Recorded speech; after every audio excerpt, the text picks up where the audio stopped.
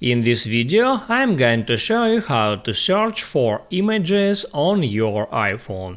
That is quite simple and easy to do, so let's begin. And first, open up Photos application and then hit on Search.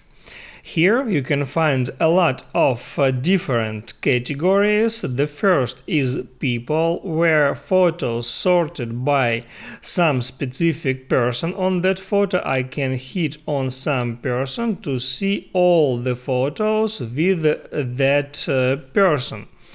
Also, there I can search for some specific places right there, and also down below you can find suggested categories. In my case that is art, vehicles, snow, babies, food, tattoos, music and sport.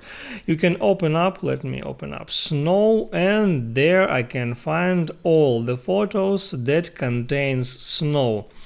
Also, you can use search bar to search for photos, and that search you can use as Google. Just tap here at search bar and enter whatever you want.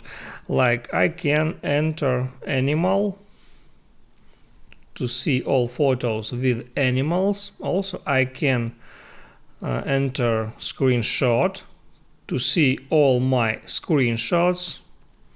And for example, fire